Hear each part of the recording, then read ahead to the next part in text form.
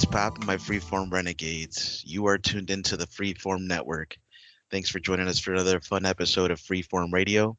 I'm your host, Noel, with my co host, as always, Daniel. Yes, sir. It's kind of a cold day outside, but staying warm in the house. Got some pajamas on, just relaxing and chilling. Sir, and Andy. It's all good, Andy here. Man, I'm glad we're just audio and we don't have video of you in your pajamas then, because that might scare some of our listeners. But I'm here and I'm ready to rock your ears off, everybody. Jesus. Sounds good, Andy. We're always ready for that. Well, it's another beautiful day here in Chicago. Cold, but still beautiful. You got to look forward to the winter here, winter wonderland it becomes.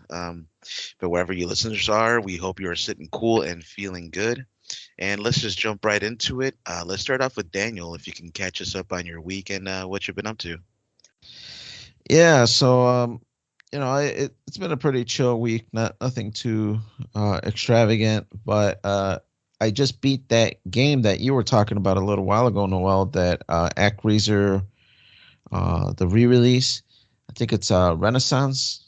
So Nice. yeah, so I finally beat it for the PlayStation, and I gotta say, man, it was pretty good. It still hit all those nostalgia points. I really enjoyed it.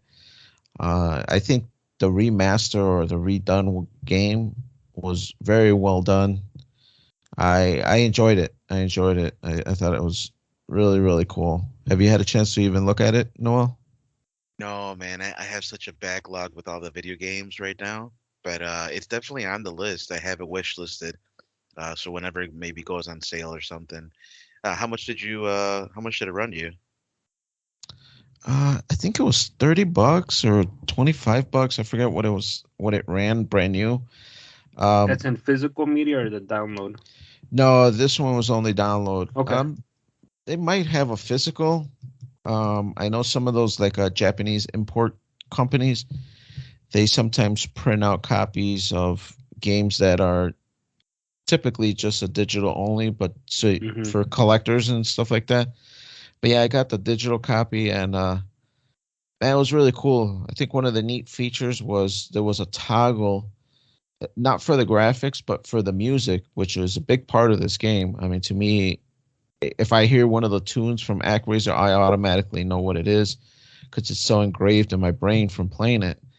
That one of the cool things that this remaster has is that there's a toggle where you can go back to the old style Actraiser music, and obviously they remastered it. The music is kind of a little more modern, a little more orchestra with the new graphics and everything. But yeah, there's a little toggle that'll flip you back to that. I think it was SNES it came out, so 16-bit music, and it's pretty sweet, man. You play a level and be like, yeah, I remember the song, and then you flip that toggle and you're like, yeah, that's the original. So it was really cool, man. It was a cool nostalgia trip. Uh, the game, at the very end, after you beat everything that the original one has, there's an extra level that's tacked on at the end, and this extra level, man, by the end I was smoking everything, man. I was beating up everything really good. I was all powered up. Wasn't a big deal. That last level, I don't know what happened, dude, but I tried it like 5 times and I couldn't beat it. And then finally I gave up. I'm like, I don't want to keep playing this thing and get pissed off to where I hate the game. So I gave up, and I'm like, all right, I beat the original. This extra shit, I just can't beat it. I'm like, I just You left it missed at that. you missed out on a trophy then. Right? Yeah, there probably is a trophy for it, but So the last level you were playing, it was like just an old level they found, or is it an exclusive for the download, or I think they made it special for the remaster, but it okay, was not in the original game. okay. And I don't think it was anything that was cut from the original, or at least I didn't read anything like that.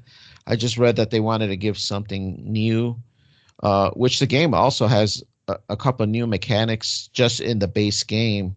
It has like a tower defense mechanism now, where you got to build your cities and you got to build these like towers. Some towers are good for foes that walk. Some towers are good for flying foes. Some towers are good for people who use magic. And then there's like these concrete barriers to kind of stop people. So there's like all this tower defense mini game that's now inside of it, on top of all the other stuff that Actraiser used to have. So I thought it fit very well, the tower defense stuff. And I kind of enjoy tower defenses to begin with. I know that the few games that I do play on my phone on occasion are tower defense games, because I like building up, seeing the road or the path that the enemies are going to come, and start building stuff around it to kind of stop the progress of the enemies. But It's almost like an RTS. yeah. I mean, it's got all that same leveling up of the characters. It's got all the leveling up of the more you beat these certain enemies, the more you power up, and it was really cool, man. I really enjoyed it, and I think any kind of Actraiser fan would really enjoy this, and any kind of regular gamer, I think they would think this is a good game. They might not find it great, because a big portion is that nostalgia where you're like, yes, I remember this. Yes, I remember this. Stuff like that. Yeah, the big problem with like the remastered games, or the old what they re-release and stuff, that's not. I mean, I don't game as much as used to, but I always got excited for those. But as you play along in some of those games, even when I got like the when I had my PlayStation 3 and 4, it's just like the temptation to, like you said, the nostalgia. But then you play it and then you're like, oh, this is cool, and this is like, oh, you're like, nah. But like, it's like it's a hit or miss, because there have been some games where they got remastered and I'm like, it's like it wasn't good. Like the last remastered or whatever they did was the DuckTales game. Oh, right. And that was actually, the graphics and everything was awesome. I just remember, I think the remastered, or what, the HD one they did was a lot fucking harder than I remember on the original on that Nintendo or whatever. Yeah, I do remember that DuckTales thing, and it was harder. Yes. I think I beat it myself, or at least the original one I beat it. And when I played the remaster, I remember it was a lot tougher, and I didn't get too far in it.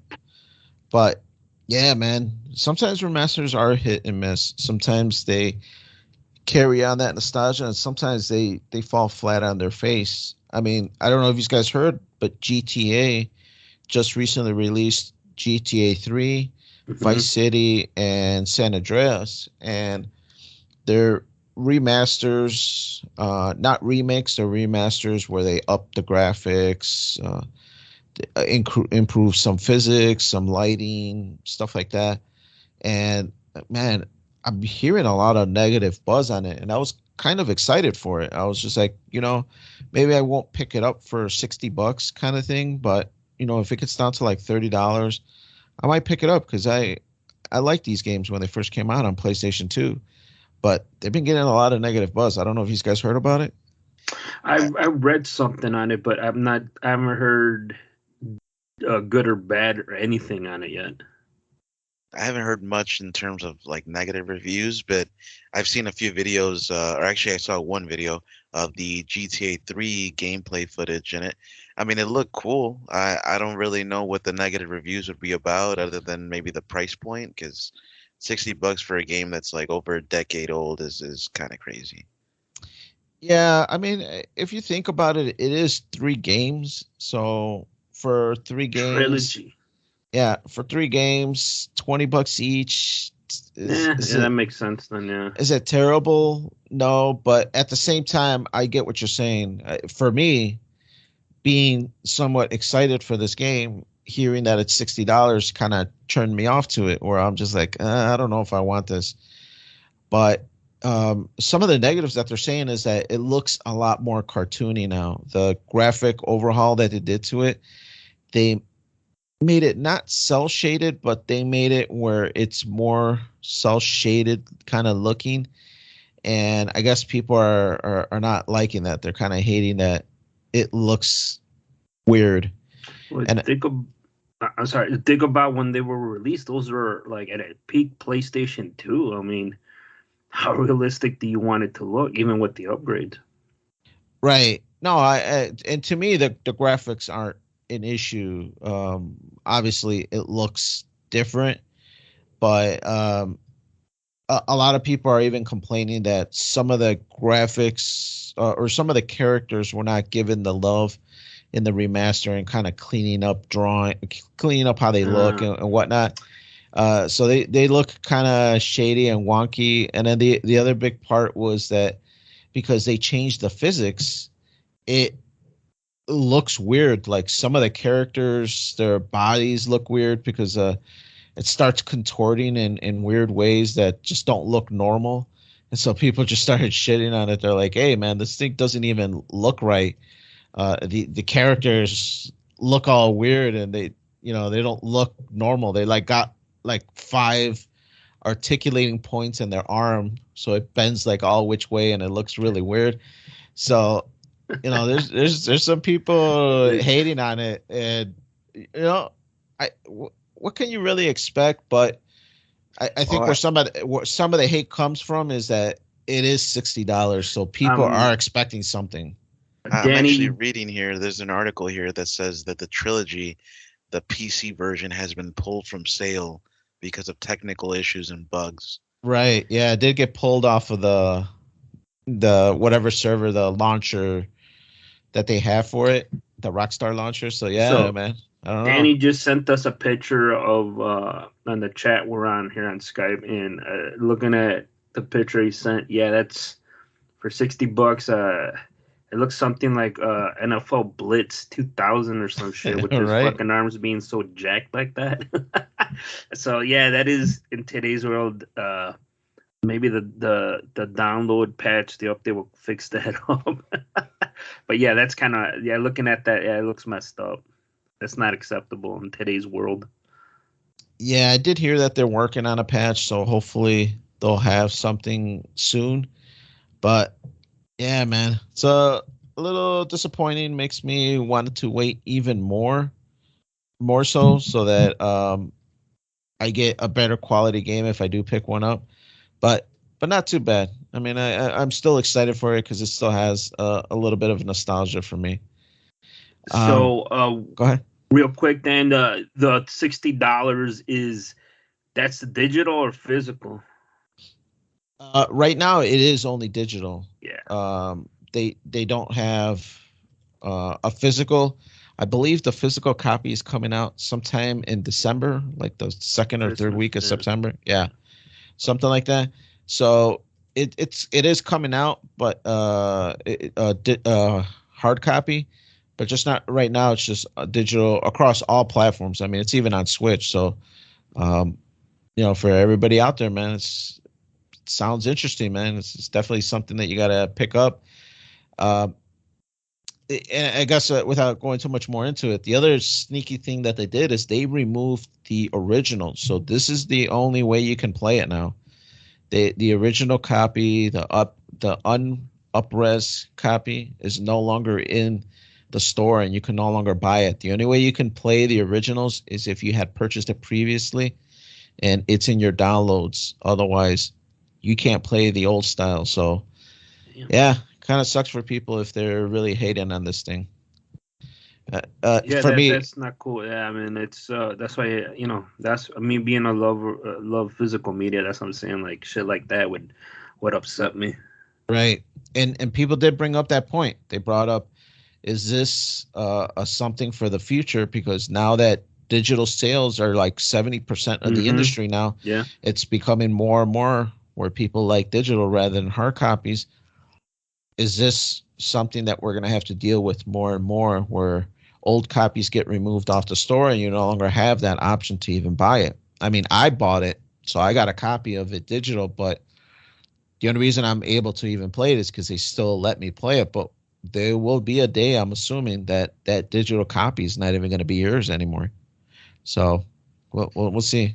I think the future is that these console companies aren't even going to really make consoles anymore. They're probably all just going to start uploading it on like Steam or their own different like Right. launchers and stuff.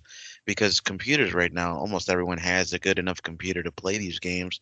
And it doesn't seem like they're going to be making a lot of money on consoles in the future because the video cards are getting more expensive. Everything else inside, CPUs, all that stuff's getting more expensive. So they're pretty much making computers at this point. And so based on what I'm seeing with Sony, like they're sending a lot of games over to Steam. I think that's going to be a trend. And Microsoft's already there. They already have all the games you can play on Steam. So yeah, it looks like it's going to be all digital, man. But we'll see. Yeah, I agree. I think it's moving more and more towards digital, which kind of sucks. I'm a hard copy person. If I have a choice between hard copy and digital, I always try to get a hard copy. Um, but we'll see. We'll see what the future holds. Last thing I want to talk about before I run out of time here. New season of Yellowstone just started, man. Me and my wife are really excited. We're into that cowboy genre, the westerns and stuff like that. So it's really exciting. I believe there are 2 episodes in. Episode 3 comes out today, I think it is, if I understand it right. So it's really exciting, man. The season before, which I believe is season 3 that just ended last year, or it ended in a cliffhanger, really big cliffhanger. So it was really good to come back and hear and see the resolution to that, and see the show continue. There's still a lot of drama, still a lot of shit going on, so it's really exciting. Yeah, it's on my list. I'll probably let it get to like a little bit more, and we'll probably binge watch them. Probably one of these weekends that are coming up when we get snow. Yeah, I kind of like to do that too. I like to leave a few episodes and then kind of binge watch like 6 of them in a row. Or by the time I get to the sixth, seventh one, 2 or 3 episodes more came out, and you kind of almost do the whole season all in one shot. But yeah, Lana couldn't wait, man. Yeah, the Bears played at noon that day that it came out, and she's just like, we got to watch this. I know you watch football all day, but we got to squeeze this in somehow. And I'm like, all right, we'll watch it. Like, I'm busy. So I had to squeeze it in and sacrifice some football, but it was worth it, man. Yellowstone's good. I like the actors, the Dutton family. It's a really intriguing um, dynamic that they got going on. And I even saw like on some other networks, while I'm watching other programs, commercials for other cowboy shows. So I don't know if this is going to become something with a growing trend where you're going to see like 2 or 3 other series out that have this like Western feel to it. So it's really exciting. Yellowstone is turning into a franchise because they're making a prequel. A prequel, when the Dutton patriarch there is younger. And I Okay. think when he moves out there, I think they're filming it right now, if I remember correctly. And Paramount is going all in on the Dutton family, so they're gonna try to make it as big as they can. Sweet, man. Exciting to hear, man. Hopefully we'll hear more in the future. But Andy, why don't we jump to you, man? Scottie Pippen, a new book. I'm not really even sure that he had a book, or is he commenting about a different book? What's Scottie Pippen saying nowadays? So yeah, I'm gonna go a little sports heavy here. Everybody, Scottie Pippen got pooping. Scottie Pippen has a new book out called Unguarded, and some of the stuff trickled out what's in the book, and it was kind of shocking to hear what he said, because this all started with I mean, we all seen parts of the Last Dance, right? I think you saw it, right, Danny? I don't know about you, Noel. Yeah, yeah, no, it was a good documentary. No, no, I have not seen. But you know what it's about, like the when Michael Jordan returned in the final three-peat with the Bulls in the late '90s. I actually don't know much about the documentary. I know of the history of the winning of the Bulls, yeah, but Yeah. So yeah, I mean that's what it's about. I mean, we all grew up here in Chicago, so the Bulls dynasty in the late '90s was like unfucking real because we didn't really have anything going on, pretty much sports wise, winning championships, and the Bulls winning all those 6 championships. I mean, it was a dynasty that we've never really seen in Chicago, and so it was a pretty big deal here. And a couple years back, they made it ESPN and MJ. Apparently, MJ was like big into. He's the one that was pushing the Last Dance. And if you remember, there's a couple episodes where they're kind of like, I don't want to say shitting up, but they're criticizing Scottie Pippen Right, with the for foot sitting out. surgery, the migraine, sitting out with the Kukoc shot, and apparently, you know, he felt like they were picking on him, and some stuff trickled out that they treated him unfairly. He feels in the Last Dance, and that it all started. He said that the only reason MJ agreed to do this was because he wanted to remind a new generation, because it's been what, almost 20 plus years since the Bulls, those Bulls teams, since they Jordan and Pippen and Rodman did what they did. Right. He wants to, because all they know of these kids today is the meme where Jordan's crying. I think that's all they know of him. They don't understand like his impact he had on in the '90s with the Bulls and the NBA. They just know his shoes, the Jordan brand, but what he meant, or what he did to the NBA. And Pippen pretty much said that the only reason MJ decided to do this, he wanted to like reintroduce himself to younger fans and go, man, y'all think LeBron's good? Like, look at my shit. Like, I'm the fucking man. And like, he did it out of jealousy. So, Wow. he that comments out there, and then he also, a couple months ago, he came out and said that Phil Jackson was a racist because he didn't let him take that shot and the final Eastern Finals against I think it was the Knicks, and let Kukoc take it, and he made it. He said that was the reason he didn't pick him, because Phil Jackson is a racist. And so I was just like, there's a trend, with Scotty. I think he was always. I mean, nobody denies that Pippen. He's a good, I mean, really great basketball player. He's in the top 50 of greatest of NBA players. I think he was always around Jordan, and everybody knows how Jordan was a competitor. They wrote books about it right here in Chicago. Blood on the Horns. Fucking Jordan was just berating people, punching them, and shit like that. So everybody knows Jordan's track record. And Pippen was always, I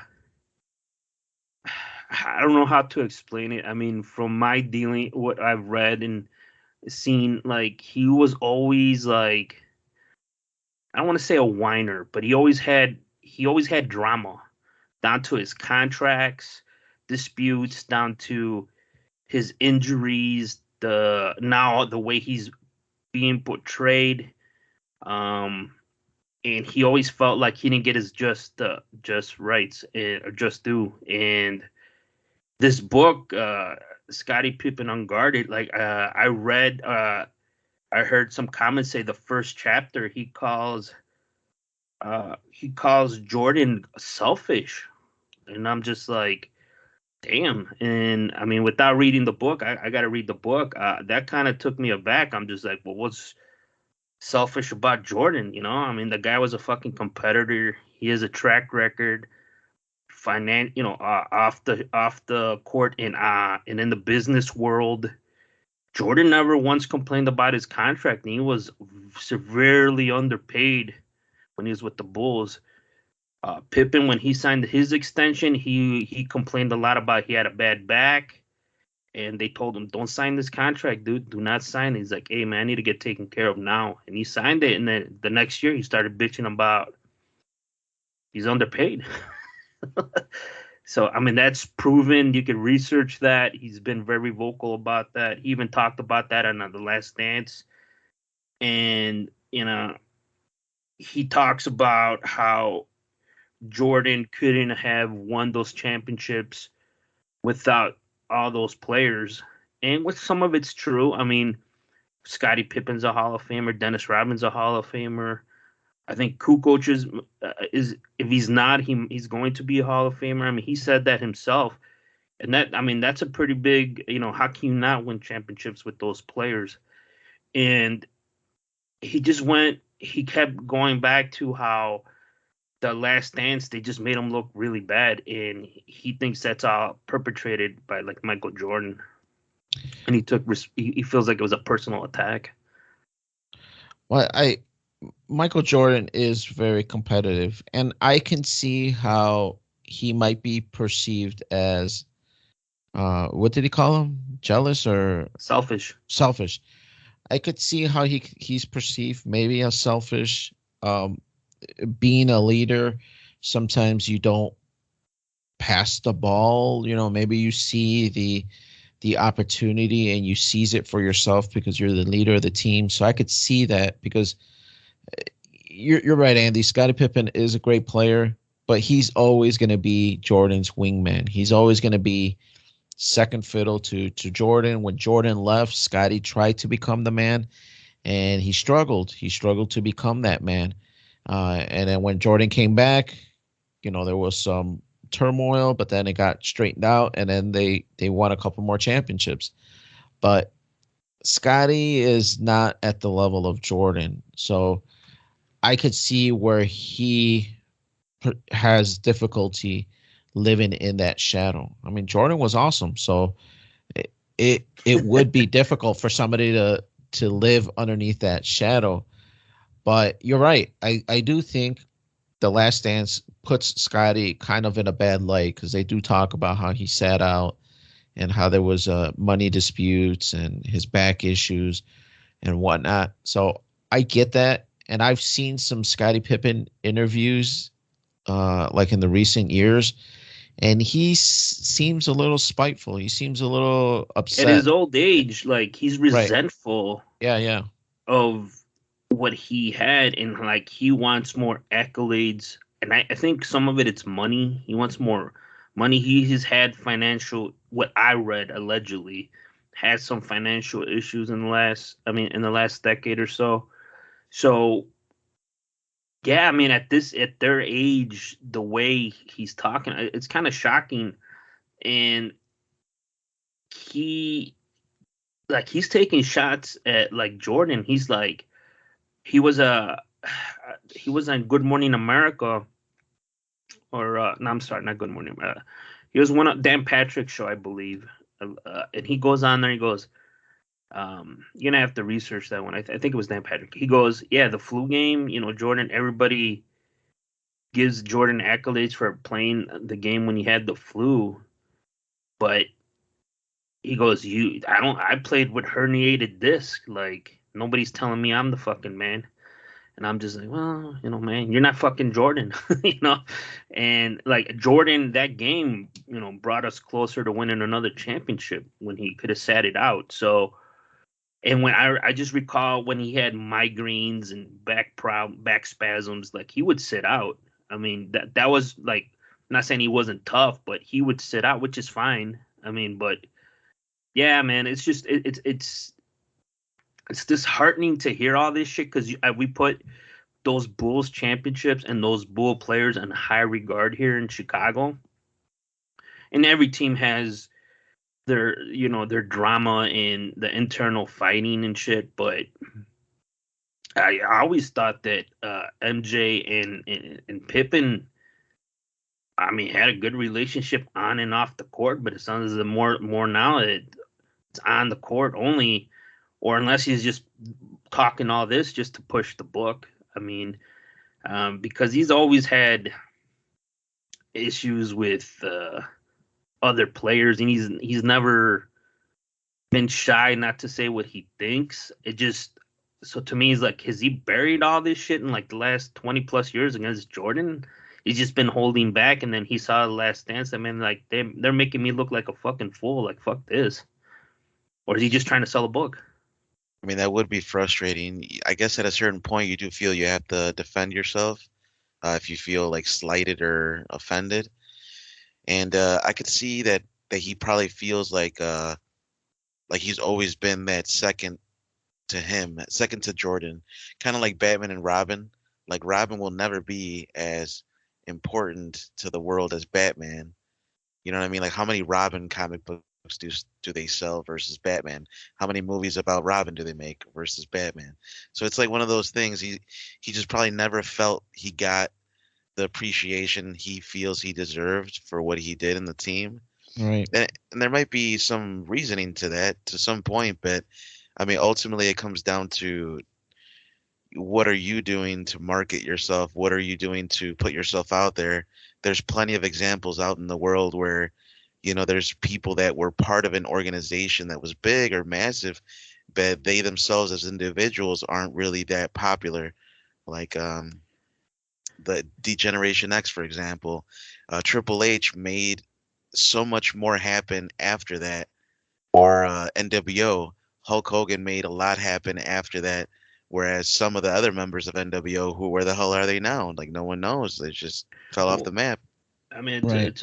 it's a great point, Noah. Like, I feel like, um, or from what I'm taking from all this, I think Pippen just he played from the in the wrong. He's from a different. I should say he played in the wrong era because if you look at Pippen's humble beginnings from Arkansas and all this, I mean, he he didn't come of means, you know. These there were lower income people, and then he did make something of himself. Of course, it wasn't the easiest road it traveled, but he did it, and now he's just like, you made it, dude, and you've won championships and made money, and now he's just like, well, it's somebody else's fault that I'm not regarded in this and this. And like to me, that's like almost like millennials and Generation Z type of talk. Like it's somebody else's fault that he's not held in a higher regard than Jordan. I mean, Jordan did a lot, dude. And on top of it, he did a lot of shit off the court too, business wise. And Mhm. maybe it's some just fucking jealousy. I mean, I don't know. And all I know of Pippen, like he won a lot of championships here. He excelled those 3 years where Jordan, or those couple years Jordan was gone. They made a pretty good run in the playoffs, but they didn't make it to the finals. So he had his opportunity, and he went to other teams when he got traded, and he didn't win nowhere else. He only won here when he was with Jordan.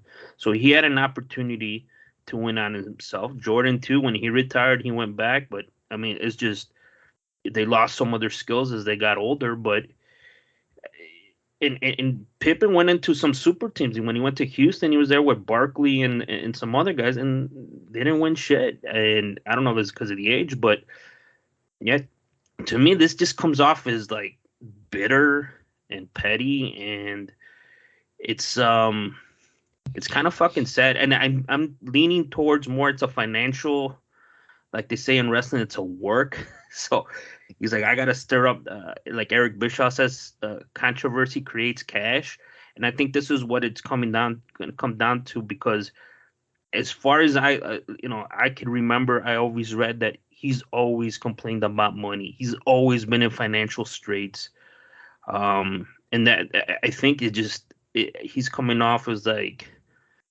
I don't want to say jealous, but I don't know. I don't know what else to call it, man. When regarding all this shit out. I think he's just trying to not make a quick buck, but he's trying to make some money, you know?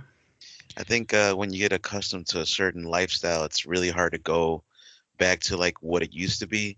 Maybe when he was in the Bulls and he was winning championships and he had millions, maybe he was having like steak dinners every night. You know what I mean? And now it's like, oh shit, like the bills are adding up and I can't pay all these.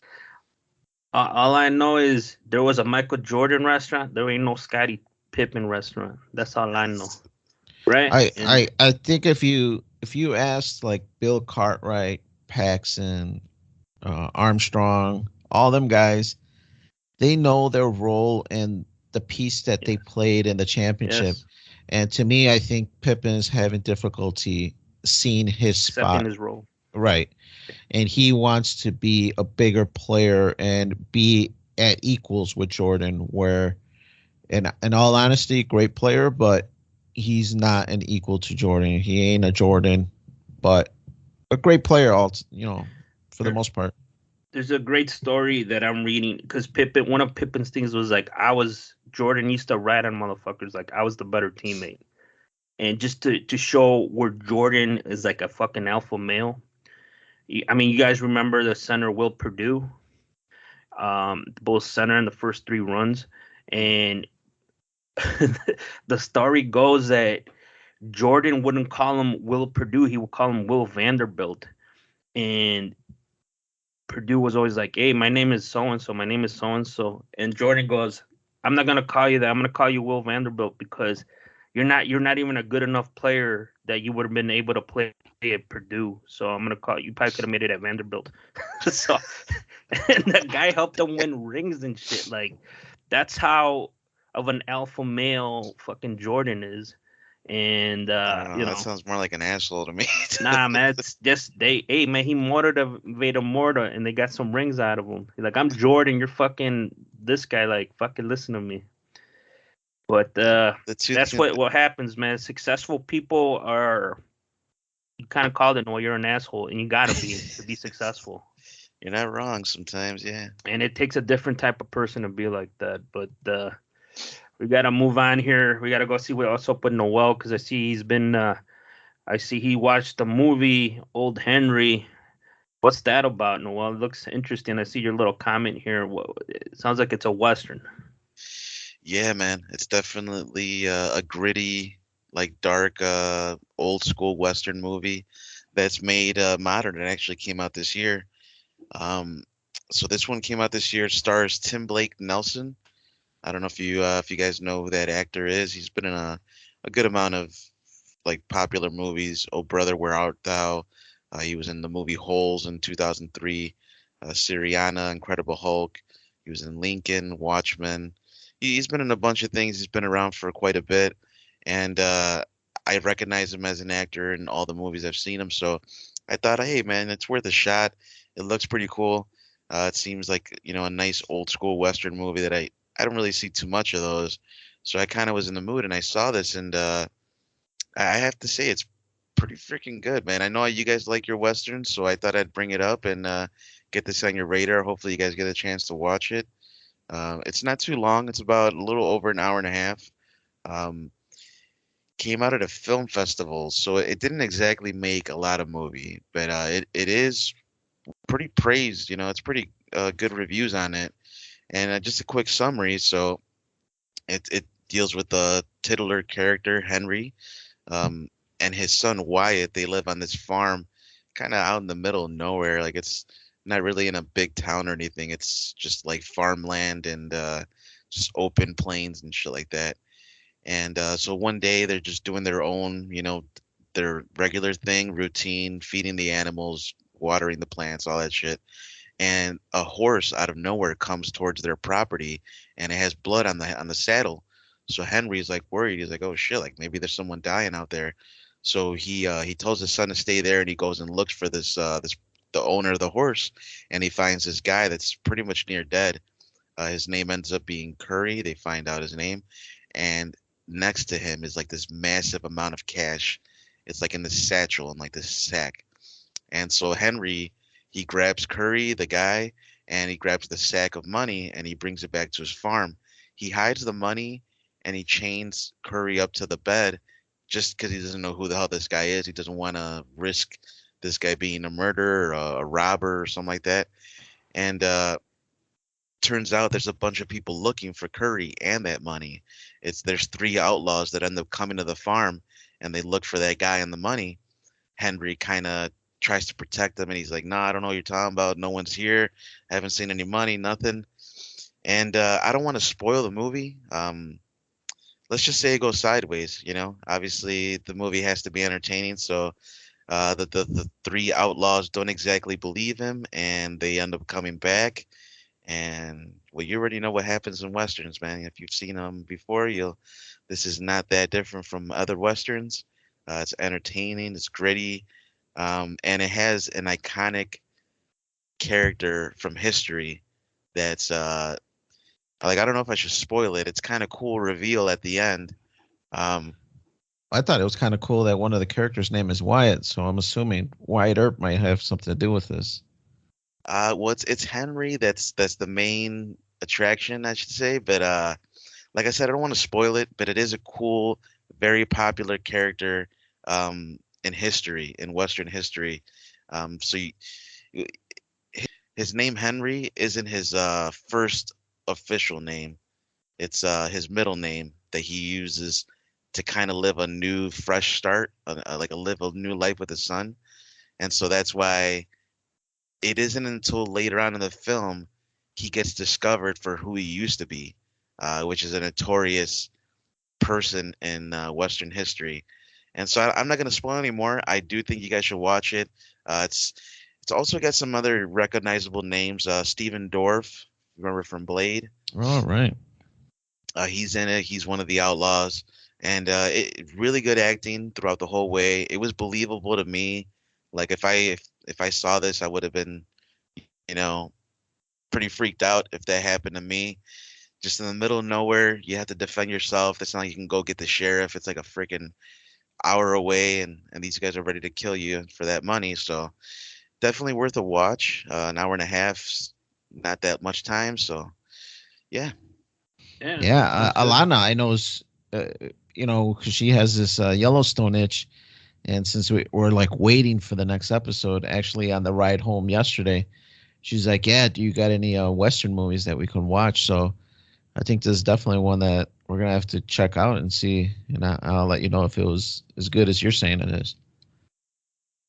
But oh, for sure, definitely. The actors does well, man, and it's there's not too many characters, so it's you get more of a chance to build on the little bit of time you have with the existing characters there. And so yeah, the next thing I saw, it's been really popular. I don't know if you guys have heard of this. It's on Netflix. It's called Squid Game. No, I Yeah, heard of yeah, it. I haven't yeah. I've seen it. heard of it, but I haven't seen it. I heard it's kind of weird, and weird like not in a good way. So I've been kind of steering away from it. I didn't know if it was gonna be weird, kind of like that.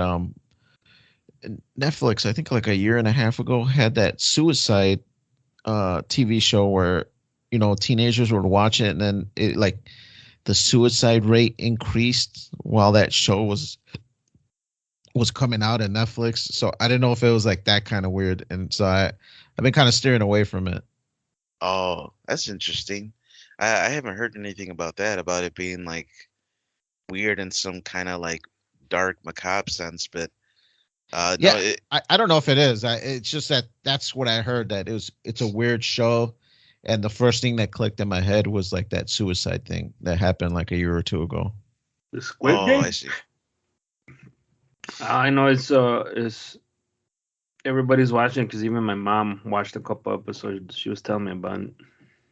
Oh yeah, man, it's crazy. It's like viral right now, man. Yeah, Everybody's watching this, and I like horror stuff. I like thriller stuff. So I was like, hey, man, why not? If it's highly reviewed, people are watching it.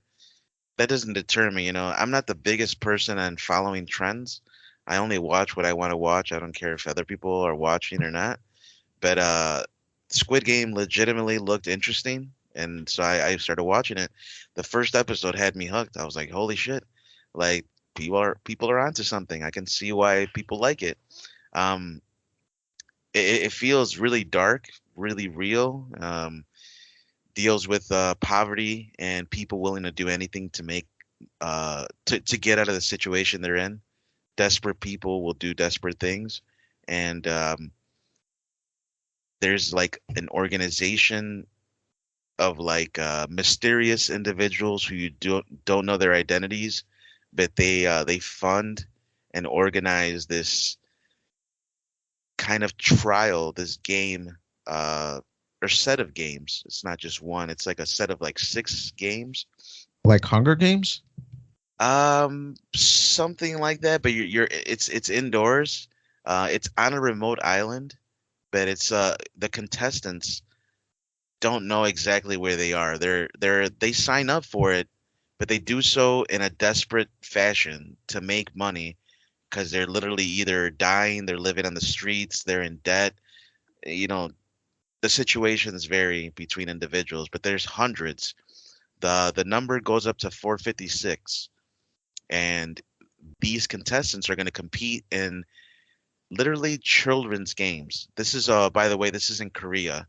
So these are Korean games. None of the games that are played are any that we would know, except the first one. The first one we would know because that one's more universal. It's red light, green light, and so they would say they would pretty much have the whole people, the whole group play this game, and the penalty unfortunately isn't that you just lose out on the money, you lose out on your life. And they hold back nothing. So the blood is there, the emotions are there, everything is there, the drama, the thrill, everything is there. I think it's one of the more entertaining shows of this year. I do recommend people watch it. I know, like I don't recommend it for the trendy standpoint. I recommend it for the realism of it. Like I could really identify with these characters. I was like, damn, dude. Like I could only imagine if I was in this situation, just how fucking crazy it would be, and to know that you really can't get out of it. Like once you're in it, and you got to make it through. And the chances of that are very slim. It's like lottery. Would So you do Wow. it? what's that? Would you do some shit like that? No, no. Hell no, dude. It's not worth it. It's not worth the for me. It's not worth the money. But we're talking about billions, dude. Like it definitely incentivizes the people to stay around because the way it works out, all I'm gonna tell you is the first episode. I really don't want to spoil this because it's worth watching. It's only 9 episodes for the first season. You can get through it in like 6-7 hours, so it's not too long. But the first episode, to kind of summarize it, the main character is struggling with his life. He has a daughter that's about to leave the country. He's never going to see her again because she's going to go with the mother and stepfather. And so he needs money for that. His mom is suffering from diabetes, so he needs money to help her. And he has massive debt, so he's just all around in a shitty situation. He has no jobs. He failed multiple business ventures, and he's just at the end of his rope. And so he And plays this. Biden's not helping him, or what? Well, this is in Korea, so Biden can Oh, give a alright. fucking. Don't you need a guy to damn clean your give a gutters shit. then? Toss him a couple bucks. Fuck. He meets this guy at a train station, and this guy comes out of nowhere with a briefcase, and he tells him like, "Hey, do you want to play a game?" The guy's like, "What the fuck are you That's a talking loaded about?" Like, question right there, man. and so, so the guy's like, he shows him this money. He's like, "You want to play? It's a simple game, and if you win, you get this money, and if you lose, I get the money. You have to pay me." And the guy's like, "Fuck, I don't really have much, but okay, let's play." And it's a simple game where you each have like an envelope in your hand, and one of them puts it on the ground. You grab the envelope and you throw it on the envelope on the ground, and you have to try to flip it over. It's a super simple, stupid game. The guy fails over and over and over. He loses and loses and loses, but he doesn't have money. So he tells the guy, he's like, "Hey, I'm sorry, I don't have money." He's like, "Well, you could bet with your body if you want." I would. He's like, "What do you mean?" It's like kind of weird, right? Like, what the hell kind of question is that? So the guy slaps him in the face. He's like, "Every time you lose, I'm gonna slap you in the face." And so he loses and loses and loses over and over and over. He gets slapped, slap, slap. Finally, he wins. And the guy's like, "Okay, yeah, you won. Here's your money, dude." And then he's like, "Holy shit, like you really did give me the money. Like I didn't think that was gonna happen." Like he just kept losing. And then he's like, here's my card. If you want to play more games like this, give me a call." And he leaves, and that's it. So obviously, this guy's in a situation he can't get out of with just that little bit of money. So he calls that number, and he ends up going to this place. Um, this place that he gets picked up. There's a van full of people that are passed out, and he gets in anyway. He's like, "Oh, what the fuck? Why is everyone sleeping?" Uh, then they drug Jeez. him. They put him to sleep, and he wakes up in this like massive warehouse with a bunch of strangers he's never met. 456 It's or like 400. Saw style. Dude, it's pretty trippy, man. Like I was just like I really It's all got into dudes, it, right? Noah, no chicks. No, it's mixed. It's mixed. Mm. Man, Guys and girls. you actually got me interested in it. I'm wanting to watch it. The See? show that the show that I was talking about, the suicide, is like 13 Reasons Why or something like that. And I guess the Netflix show like encourage people to commit suicide to get out of problems, kind of thing. And Ah, I originally that's what I had thought this was kind of like one of those weird shows. But man, this actually sounds like a pretty good show, man. Might have to check it out. yeah. I mean, I won't really spoil it much more. The first episode, let's just say half the people lose, and you'll have to see what happens to those people. Sweet. And yeah, yeah, definitely recommend it. And well, yeah, that's pretty much what I've been up to this week. Just kind of catching up on some old stuff I had in the backlog. Um, there's a few other shows that I've been watching, but I think I'll say that for another episode to talk about. Really, what I would like to do is get into our article of the week.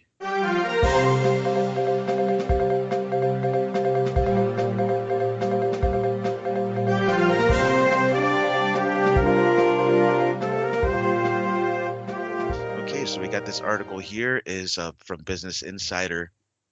The article is titled, "This hydrogen paste has a similar range to that of gasoline and could revolutionize the transport industry." And this came out February 15 of this year. So it's a little bit of an older article, but it's still relevant. The information here hasn't necessarily progressed too much since then. It's kind of one of these things that take time to really come to fruition. But essentially, it's a short article, so I would recommend our viewers read it. I don't want to go read it just the whole thing here. I'm just going to kind of summarize it. Essentially, what it's talking about is a hydrogen paste that's going to be on par or possibly even better than gasoline. And it's going to be a serious alternative to the electric cars that are just now becoming more popularized. So here it says, as the devastating potential impacts of climate change become increasingly obvious, many are turning away from fossil fuels to power their vehicles, looking for alternatives. So the answer may lie in the hydrogen industry, which is projected to generate 2.5 trillion by 2050 and to provide a real competition to Elon Musk's, electric cars from Tesla.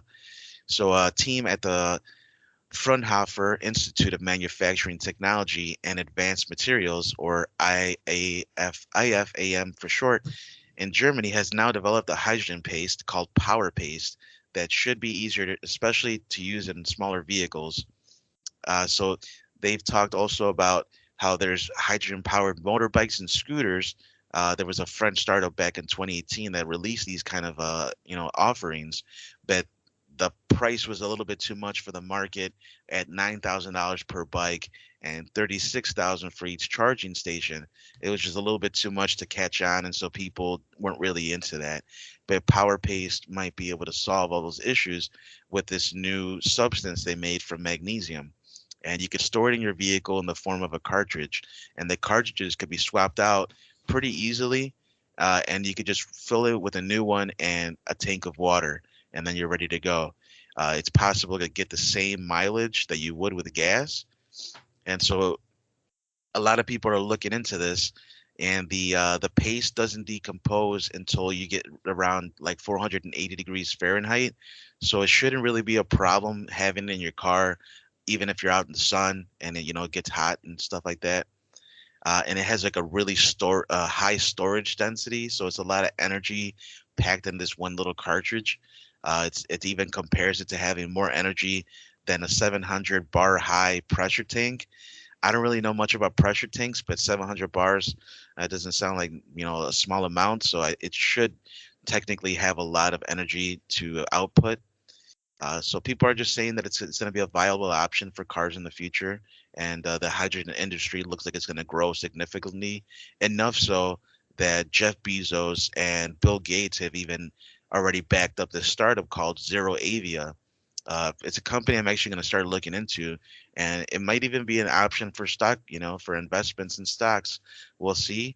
But for right now, looks like in 2016, Germany invested $265 million in hydrogen cars, and with the rise of all these alternatives, it's possible the other countries might follow. Maybe the U.S. is not too far behind, and so we'll see. Right now, the institute is building a pilot plant at the center, the Fraunhofer Project Center. It's in the German city of Braunschweig.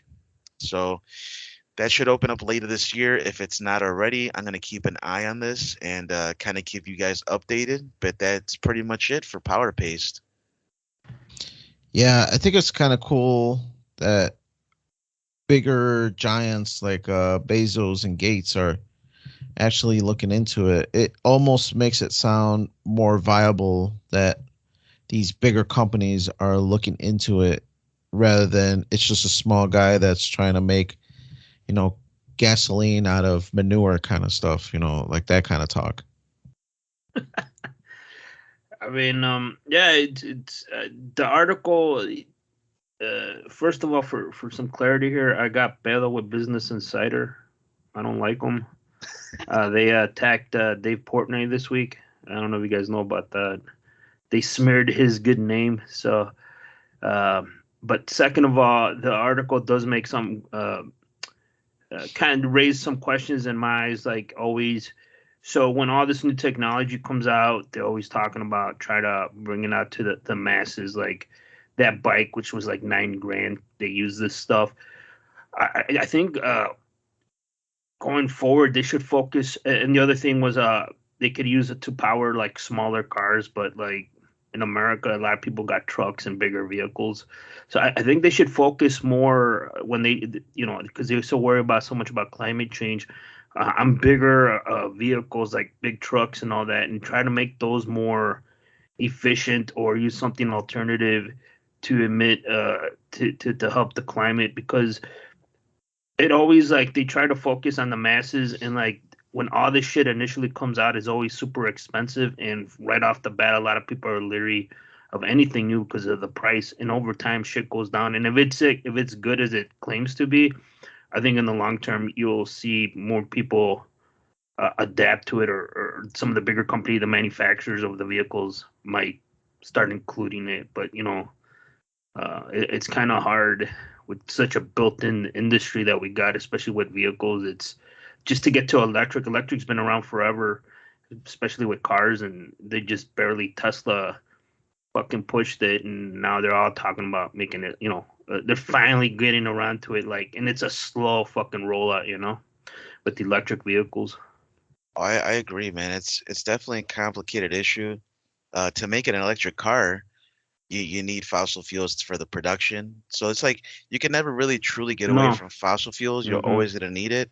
But I do see that alternatives will help competition, and it will help maybe open up avenues that will help the climate and over the long term.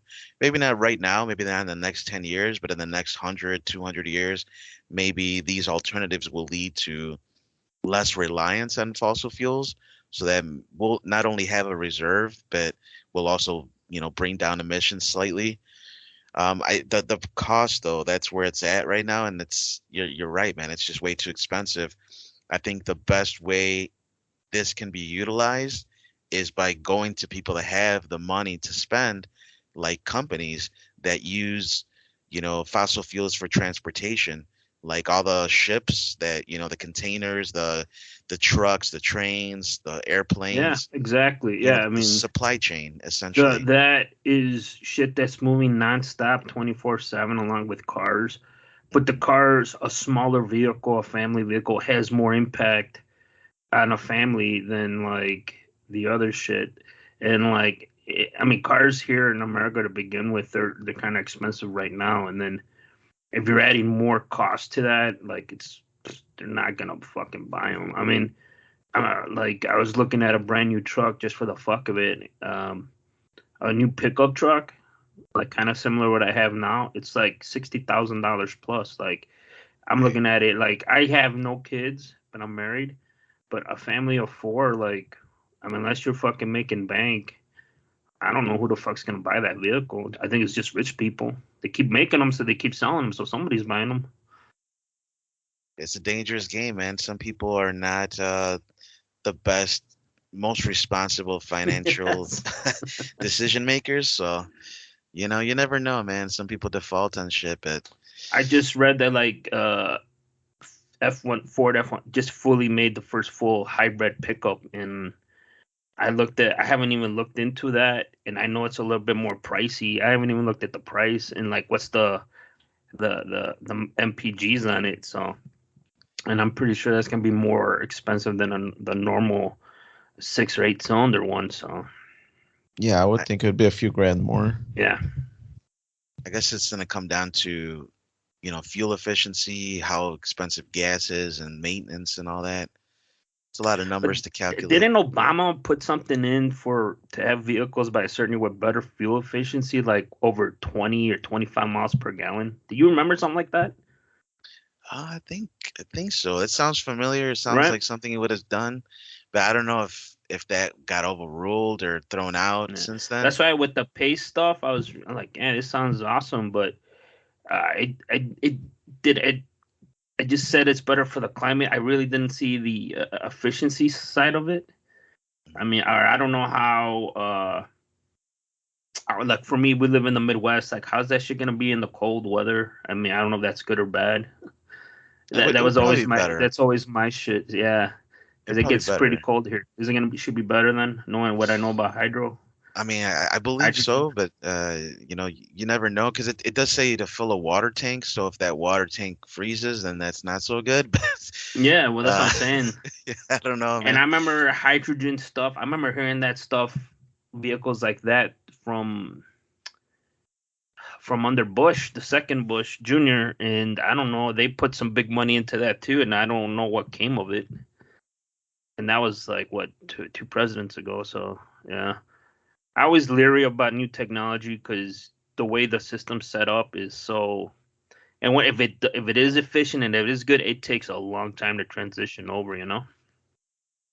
Yeah, I agree. I think any kind of new technology, it's difficult. It's difficult to know if this is the new wave or if it's just a fad because people are looking for alternatives to gasoline. So you don't know if it'll catch on or not. The only industry I know that adapts new technology right away is the porn industry, and I don't know how they would do with this pace, but that's the only industry that any new type of technology they fucking jump all over, from streaming to DVDs, Blu-rays, subscription shit. They're like the first in line. Like, let's fucking do it. They don't care if it makes us an extra couple grand. We'll jump on that shit. It's because like porn is like prostitution, but in the third person. Oh, that's an interesting take. Yeah. No, yeah, I mean it's like I said, everybody else, it's like we gotta do this and we gotta do that and look more into it, and it just like it's a never ending cycle. And I don't know if that's like an American thing or a world thing. America used to be able to adapt to a lot of different shit, but lately I feel like they don't. I don't know. That's maybe down for another show or something, but I feel like we don't adapt as quickly as we used to new technologies. I think the last big thing we adapted quickly was the internet. Smartphones and internet. Yeah. Yeah. But with that being said, we got to transition out of here, everybody. We want to thank you for listening. Remember, you can follow Freeform Network on Facebook and Twitter under Freeform Network. Send your questions and suggestions to ffnquestions@gmail.com. Let us know what new technology you jumped onto when porn, like streaming and all those websites and such, or something else. Um, Send everything there. We'll review it. We'll talk about it. Visit our webpage at freeformnetwork.podbean.com. There you see the links to every platform, and whatever you listen to on on any platform. I'm pretty sure we're on there. But whatever you do, help us out. Like, subscribe, comment. Um, while we were doing this episode, then I see we got we got followed by a group that I don't know. It kind of Right. scared me. Did you see it? COVID-19 news. Yeah, man. So I That's a think legit organization, man. we might not make it for another episode, but I hope they don't snitch or whatever the case might be. But we'll listen to anybody. Subscribe and hit that like button for whatever platform you listen to us on. We would appreciate that. For Freeform Radio, we got Danny. Yes, sir. Football's about to start, so got to get that snack food going. Some wings, some side food. Get it on. All right, Noel. Hey, thank you all for listening, everybody. It's always a pleasure. And we got all good, Andy. We'll check you out next time, and hit us up on social media, guys. You guys have a good week.